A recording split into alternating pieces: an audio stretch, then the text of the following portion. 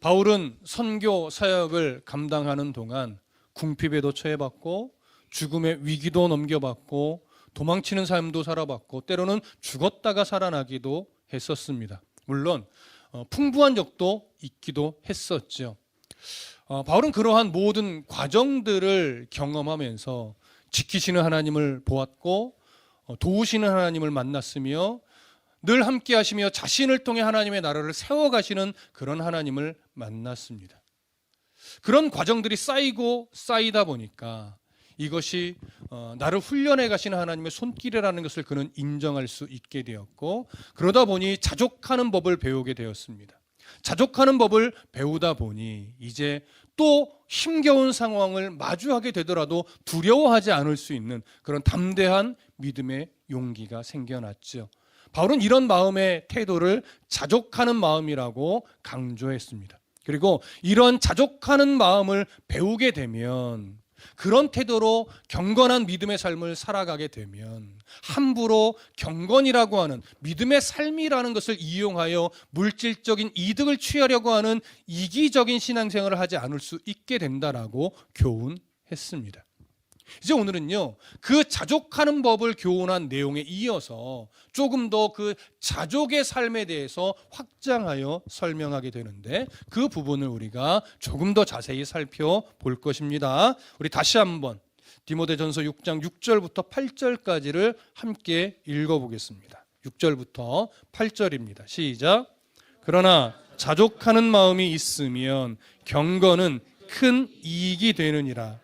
우리가 세상에 아무것도 가지고 온 것이 없음에 또한 아무것도 가지고 가지 못하리니 우리가 먹을 것과 입을 것이 있은즉 족한 줄로 알 것이니라. 아멘. 바울은 6절에서 자족하는 마음이 있으면 경건은 큰 이익이 된다라고 교훈하고 나서 이 교훈의 말씀을 어떤 내용으로 연결해 가냐면 7절과 8절, 우리가 세상에 아무것도 가지고 온 것이 없음에 또한 아무것도 가지고 가지 못하리니 우리가 먹을 것과 입을 것이 있은즉 족한 줄로 알 것이니라. 이 말씀으로 연결을 했어요. 이것은요, 경건을 자기의 물질적인 이익의 도구로 사용하면 안 되는, 그렇게 신앙생활을 하면 안 되는 이유와 근거를 밝히는 내용이에요. 자, 그 이유와 근거가 되는 내용 중에 앞에서 이렇게 먼저 말했죠. 바울이 우리가 세상에 아무것도 가지고 온 것이 없음에 또한 아무것도 가지고 가지 못하리라. 여러분, 이와 거의 동일한 맥락의 말씀을 누구도 했었냐면 욥도 했었어요. 욥기 1장 21절에 보면 욥이 뭐라고 고백을 했냐면, 이르되 내가 모태에서 알몸으로 나왔사온즉 또한 알몸이 그리로 돌아가올지라. 주신 이도 여호와시요 거두신 이도 여호와시오니 여호와의 이름이 찬송을 받으실지니이다. 욥이 모든 재산을 잃고 건강도 잃은 이후에, 그리고 아직은 그 믿음을 지켜내고 있는 그때에 하나님 앞에 했던 고백입니다. 바울의 이 고백과 욥의 이 고백, 두 가지의 고백을 우리가 잘 살펴보면 여기에 너무나 중요한 신앙의 원리 하나가 있는데, 그것이 뭐냐면 바로 사람이 사는 인생이 이 땅에서 육신의 죽음으로 끝나지 않는다는 거예요. 육신의 죽음이 끝난 이후에 죽음 이후의 삶이 우리에게 기다리고 있음을 정확하게 고백을 합니다. 그래서 바울은 아무것도 가지고 가지 못하리니라고 고백을 했고, 욥은 알몸이 그리로 돌아가올지니라 이렇게 고백을 한 것이죠. 분명히 우리의 인생이라는 것이 이 땅에서 육신의 삶이 끝남과 동시에 하나님 나라에서의 삶이 시작이 된다라고 하는 거예요. 그러나 이 삶은 사실은 단절이라기보다는 사실은 이어져 있는 것과 똑같죠. 삶이, 육체의 삶이 단절됨과 동시에 다시 영적인 삶으로 이어지는 것인데, 여기서 우리가 본문의 흐름은 아니지만 한 가지 좀 정리하고 넘어갈 것이 있습니다. 종종 말씀을 드렸었던 내용이지만 예수를 믿는 성도가 이제 육신의 삶을 다 마무리하게 되면 죽음 이후에 어디로 가게 되죠?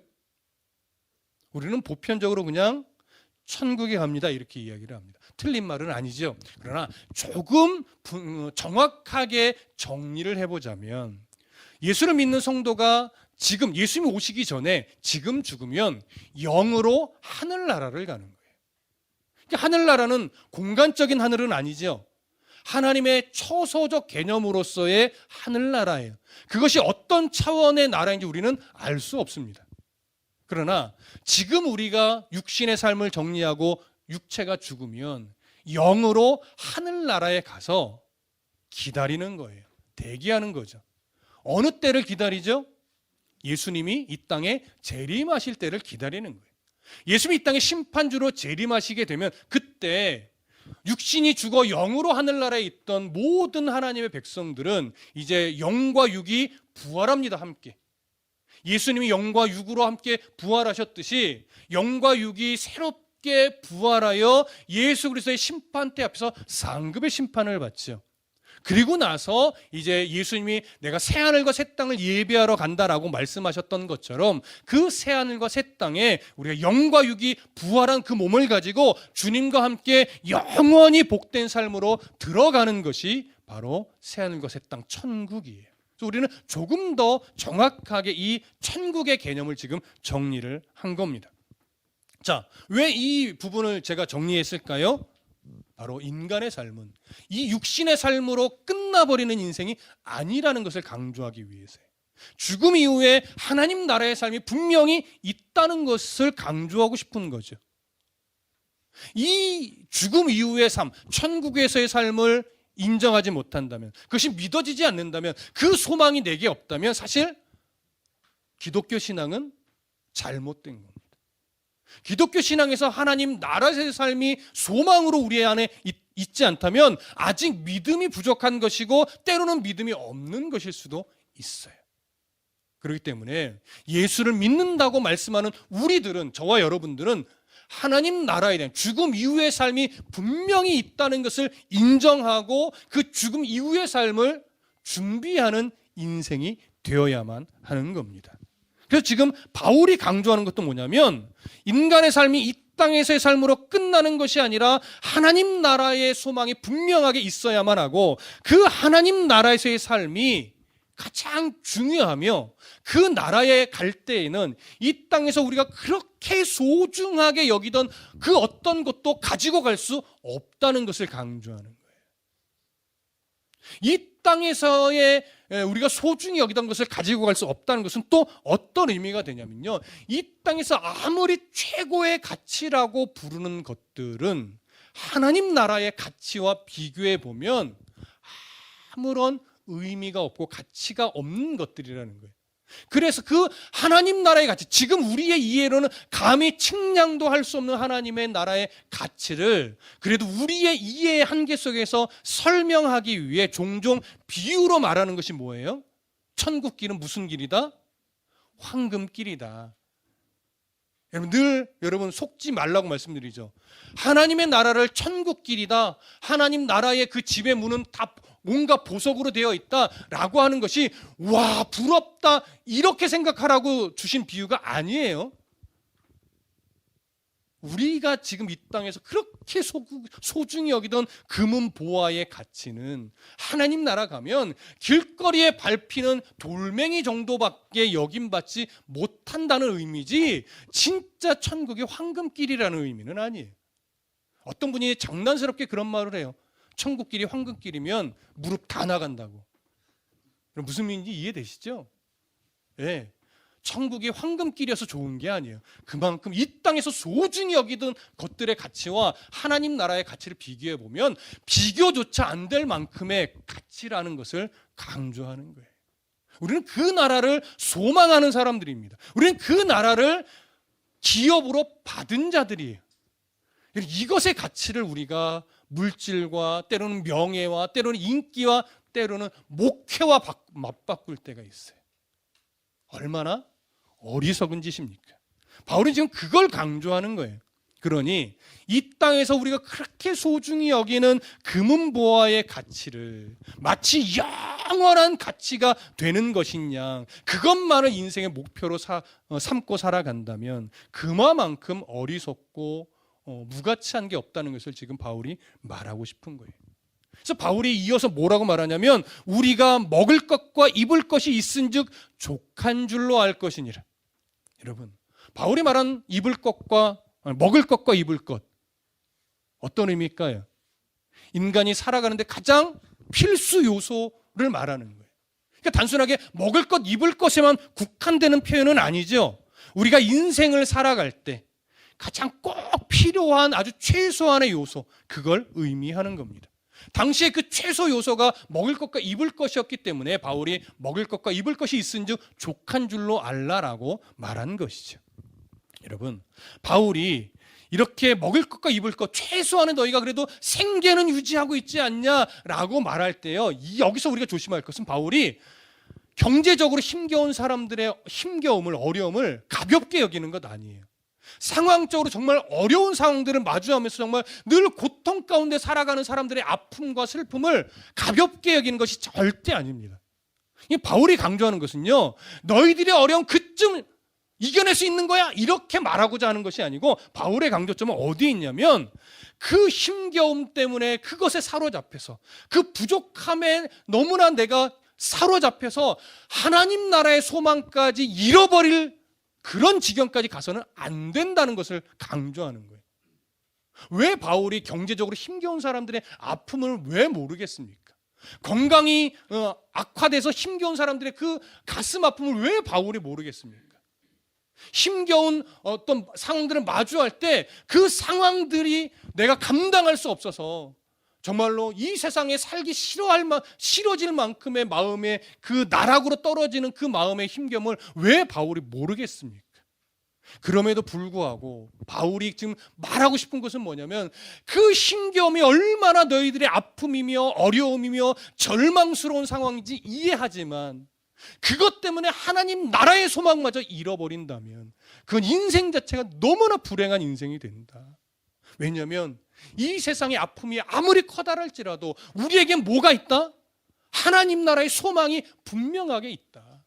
죽음 이후의 삶이 우리에게 분명하게 있고 그 영원의 삶은 이 땅에서 100년과 비교해 볼 때면 하나의 전보다도 못한 인생인데 그것 때문에 하나님 나라의 소망을 잃어버린다면, 그 소망을 붙잡지 못한다면 그것만큼 안타까운 삶이 어디 있겠느냐. 바울이 말하고 싶은 건 지금 그거예요.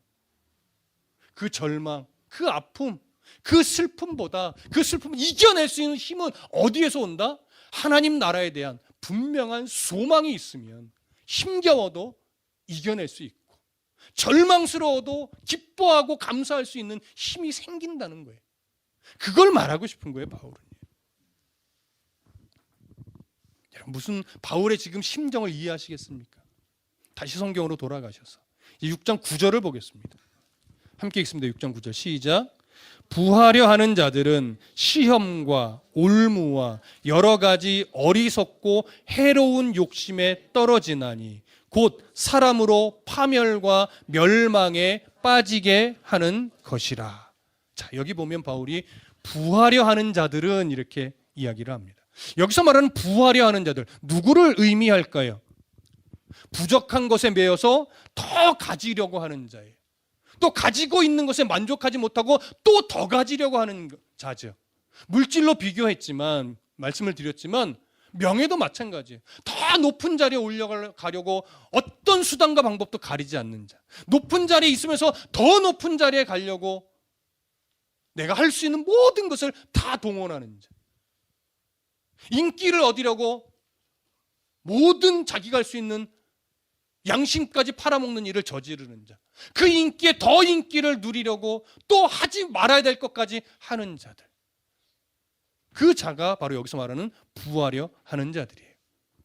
그런데 이 부하려 하는 자들은 이처럼 그런 욕심에 사로잡혀 있는 자들인데, 바울이 여기서 당시의 기준으로 강조하는 것은 이겁니다. 부족한 것에 매여서 더 가지려고 하다가 무엇을 잃어버린 자? 하나님 나라의 소망을 잃어버린 자. 그런 자들이 지금 바울이 말하는 부하려 하는 자들이에요. 그러니까 이런 자들은 더 가지려고 하고 더 높이 올라가려고 하고 더 많은 인기를 얻으려 하다가 그것이 인생의 최고 목표요 최고 우선의 가치를 두고 살아가다 보니 결국 그들은 하나님의 나라를 잃어버리는 거예요. 그 소망이 그들의 삶에 없는 거예요. 그래서 바울이 그런 안타까운 자의 삶을 이렇게 말한 거예요. 부하려 하는 자들은 시험과 올무와 여러 가지 어리석고 해로운 욕심에 떨어진다라고 말하는 거죠. 여러분, 재물에 대한 끝없는 욕구는요, 결국 양심의 눈과 귀를 멀게 해요.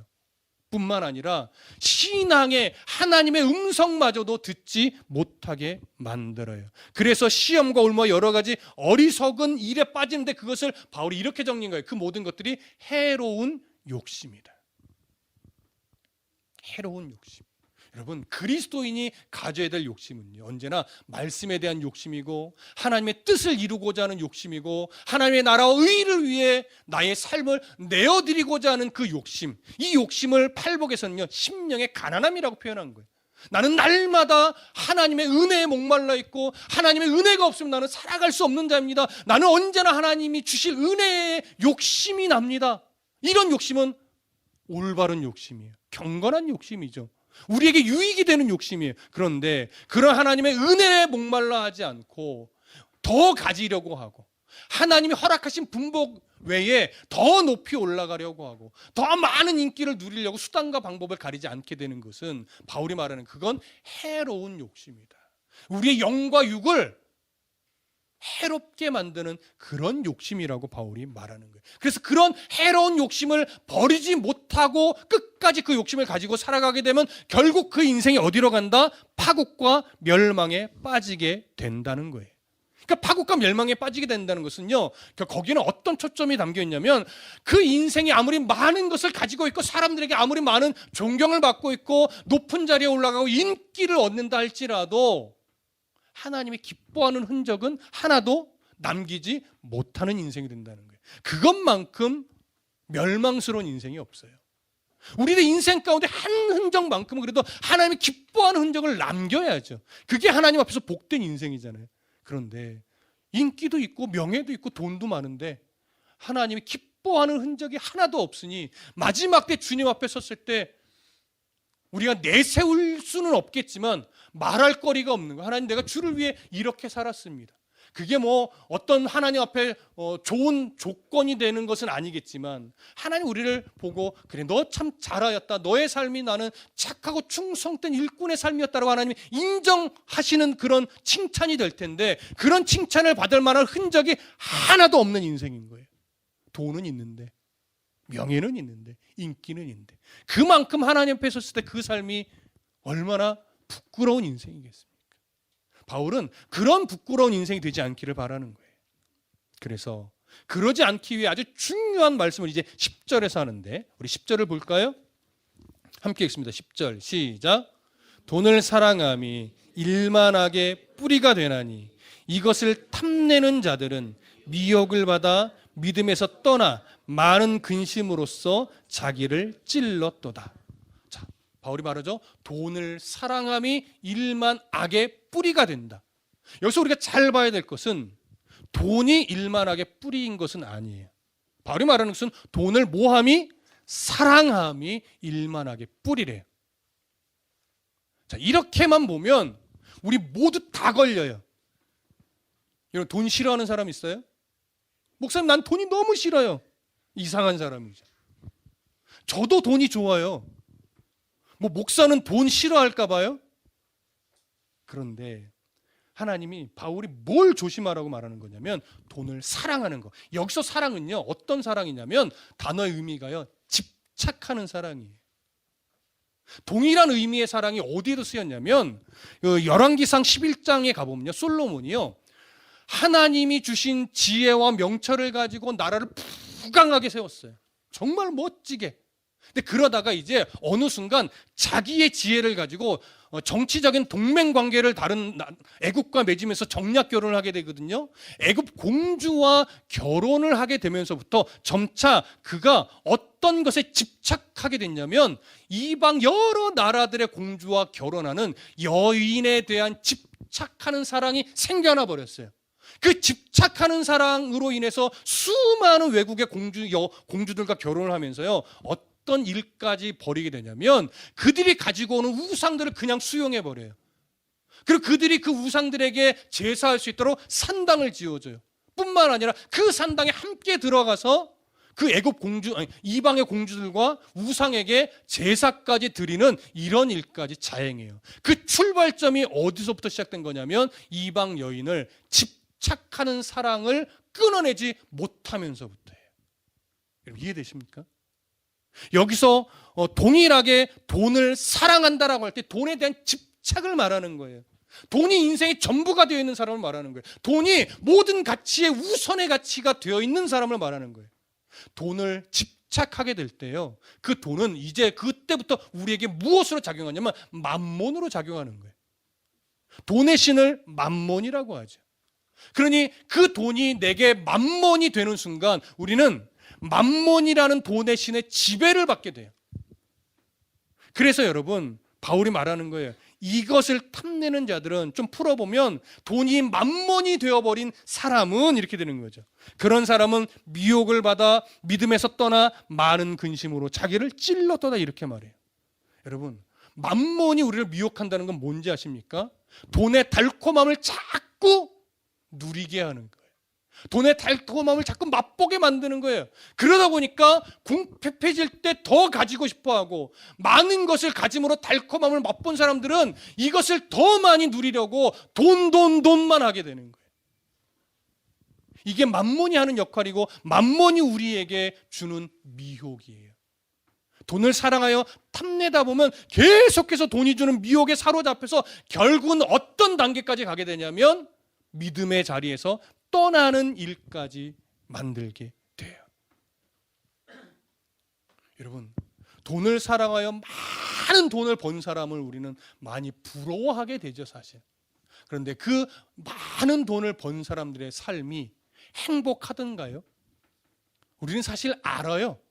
보편적으로 아무리 돈이 많다고 해서 돈으로 누릴 수 있는 유익은 많으나 결코 그것이 행복을 주는 것은 아니다라고 우리는 알지만, 그래도 그만큼 가져봤으면 하는 게 우리의 인간적인 욕심이기도 하죠.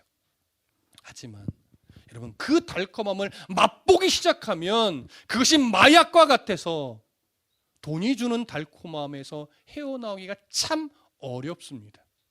권력이라는 것도 똑같죠. 인기라는 것도 똑같죠. 모든 것이 욕심으로 작용하고 집착하기 시작하면요, 그것이 주는 달콤함을 우리가 벗어버리지 못하는데, 그 달콤함이 우리에게 영원한 행복을 줄 것처럼 생각하고 달려가지만 막상 그 자리에 가보면 결국 영원한 행복을 주지 못하더라.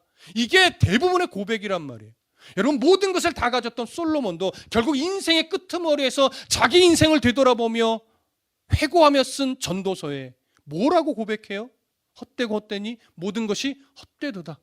그것이 전부인 줄 알고 그것에 집착하여 내가 누리며 즐기며 살아봤는데, 지금 와서 하나님이 주신 은혜 아래서 돌아보니 하나도 하나님의 기뻐하는 흔적을 만들지 못했더라. 그래서 그 삶이 헛되고 헛됐다, 이렇게 말하는 거예요. 우리 모두 동의하죠. 그러면 또 여전히 사라지지 않아요. 헛되고 헛되니 헛되다는 고백을 나도 좀 해봤으면. 왜? 우리는 아직 가져본 적이 없거든요.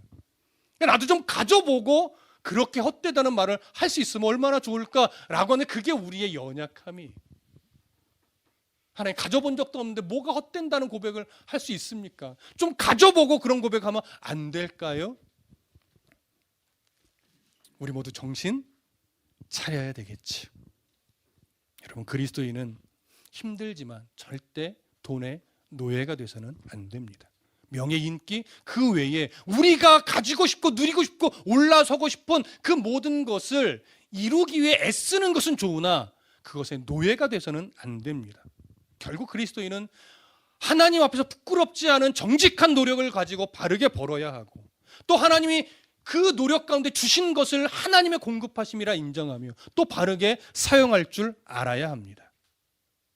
그러면 우리는 그 재물로 하나님을 기뻐하도록 사용할 수 있게 된 그 재물은 하나님이 기뻐하는 선물이 될 수 있는 거죠. 그렇게 물질을 사용하고 명예를 사용하고 인기를 사용하고 그 외에 우리가 소망하던 것들을 가지게 됐을 때 하나님이 기뻐하는 방향으로 사용할 수만 있다면 그런 것들은 다 하나님 주신 선물이 되는 거예요. 그런데 그것에 집착하여 그것을 가졌을 때 하나님의 기뻐하는 방향으로 사용해내지 못하고 더 가지려고 하는 해로운 욕심으로 작용하게 되면 그 순간부터 그것은 하나님의 선물이 아니라 우리에게 저주의 도구가 되는 거죠. 사단의 선물이 되는 거죠. 여러분, 이렇게 해로운 욕심에 빠지는 것은 세상에서 살아가는 영역에서만 해당되는 것이 아니에요. 목회자도요, 목회라고 하는 거룩한 명분을 앞세워 놓고 해로운 욕심에 빠지는 경우가 많습니다. 선교사도 마찬가지예요. 선교라고 하는 거룩한 명분을 앞에 놓고 나서도 얼마든지 해로운 욕심에 빠질 수가 있어요. 목회가 하나님보다 우선될 때, 교회의 어떤 양적이나 재정적 성장이 하나님의 나라를 세워가는 일보다 더 우선이 될 때 그건 목회자에게 있어서 해로운 욕심이 됩니다. 아무리 많은 성도가 늘고 아무리 교회 재정이 늘었다 할지라도 그건 하나님이 기뻐하는 흔적이 될 수 없게 되는 거예요. 그것이 해로운 욕심의 흔적이었다면. 선교도 마찬가지죠. 그러니 목회자나 성도나 각자가 살아가는 그 영역에서 우리가 하나님보다 더 우선의 가치를 두고 해로운 욕심이 작용돼서 살아가고 있다면 그 모든 것들은 바울의 말처럼 우리를 파멸에, 멸망에 이르게 하는 해로운 욕심이 될 수밖에 없습니다. 그러니 오늘 우리가 가슴 깊이 생각하고 점검해야 될 것은 뭐냐면, 내가 무엇 때문에 불안해하고 있는가? 무엇 때문에 평안을 누리지 못하고 있었던가? 무엇 때문에 내가 교만에 떨고 있었는가? 그 요소들을 찾아야 돼요. 나의 안정감을 뺏어가는 게 무엇인가? 하나님 나라의 소망을 잃어버리게 만드는 것이 무엇인가? 여러분, 그런 요소들을 끊임없이 생각하고 점검해서 내가 하나님 나라를 소망하지 못하게 만드는 그 요소들이 발견됐을 때는요, 단호하게 끊어버리는 싸움을 하셔야 돼요. 감히 말씀드리지만 그것이 만약에 목회라면 그 목회자는요, 그 목회를 빨리 내려놔야 하나님이 기뻐하는 삶을 살 수 있어요. 그것이 선교라면 선교사 또한 그 선교를 내려놔야 하나님이 기뻐하는 삶을 살 수 있어요. 그것이 물질이라면, 물질의 욕심에 집착하고 있다면 여러분, 힘들어도 그 욕심을 버리기 위해서 무엇인가 우리가 끊어내야 합니다. 그 단호함을 한 믿음을 우리가 삶 속에 적용해낼 때 우리는 하나님이 기뻐하는 삶을 살아갈 수 있어요. 집착하지 않는, 우리의 해로운 욕심에 빠지지 않는 그런 저와 여러분들의 삶이 되시기를 간절히 소망하고 축복합니다. 기도하겠습니다.